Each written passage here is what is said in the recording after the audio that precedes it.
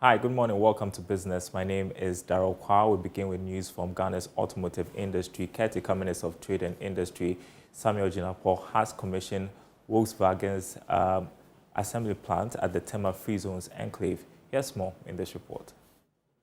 Currently has 6 vehicle manufacturing companies with capacity to produce over 70,000 vehicles to serve the domestic and other markets. Since 2020, Volkswagen VW has assembled 1,000 vehicles under the country's automotive policy, with about 20% of them exported to Côte d'Ivoire, Rwanda and Kenya.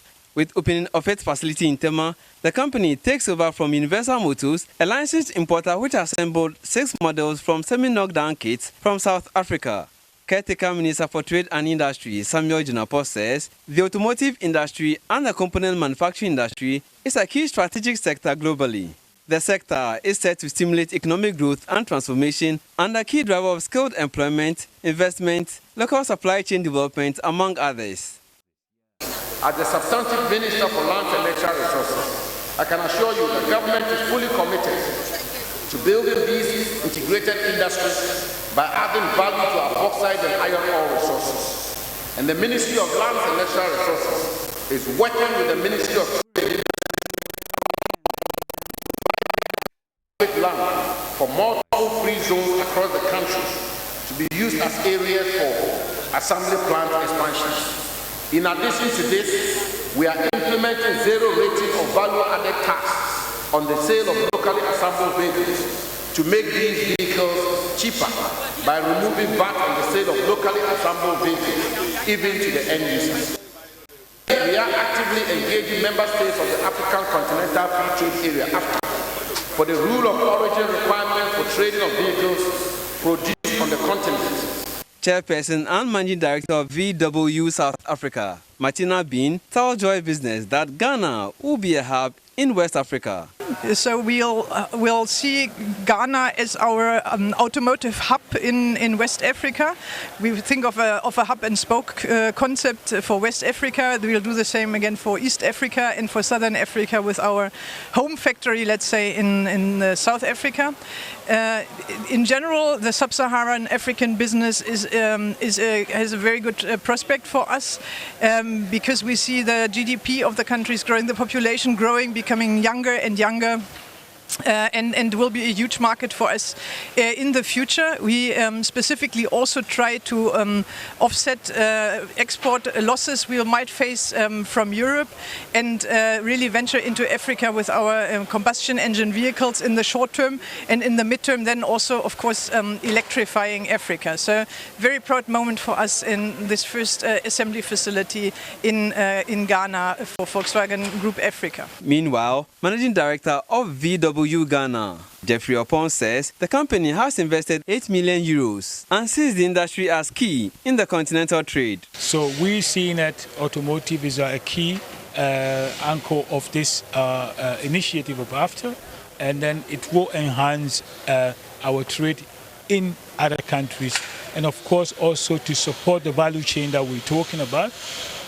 Having Volkswagen assembling vehicles, passenger vehicles here, we could also have our neighbors producing some setting of components or even some other vehicles in terms of buses or trucks. So we can trade among ourselves. We can export to each other countries also to fulfill the local content which is AFTA is also creating. The facility, with capacity of 5,000, will assemble T-Cross, Passat, Tiguan, Polo, Terramont and Amarok. South African High Commissioner to Ghana, Grace Mason, Deputy German Ambassador to Ghana, as well as Industrial and Development Advisor to the General Secretary of AFTA, Themba Khumalo, among others, were present. Now, 6 entrepreneurs have benefited from a 25,000 cedi seed capital from Quick Angels. Joy Business covered the presentation, and here is more.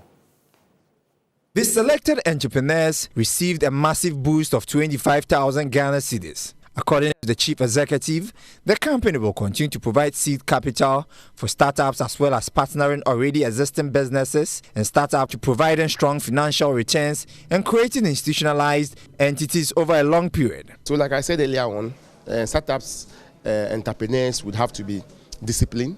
They have to be financially disciplined. They have to be prepared to make decisions, good decisions, because as a businessman, what will distinguish you from your colleagues, or if you will survive the test of time, would depend on your ability to make great decisions faced with challenges. Okay, so when you are faced with challenges, your ability to make great decisions will determine whether you will see the next day or not. So I would urge them to be making right decisions always and put their personal interests aside and make decisions that their businesses really need to get them to the next level. And they would have to do this consistently, and they would have to persevere in the process. I'm sure that when they take this kind of process, they should be fine. Some of the winners said they are poised to invest the seed capital to expand their operations. We are so grateful that we got this opportunity, and we intend to use it to manufacture a new product line called the Layer Booster. So that's what we are currently, that's what we currently use the money for. So with this seed capital, actually is going to do a lot for us because it will help in our production. We need some equipment to enable us to do the work and give out to people as it's been given out to us. Quick Angel says it will focus on the growth of startups and businesses. That's all for business. Do stay with us. News Desk returns after this break.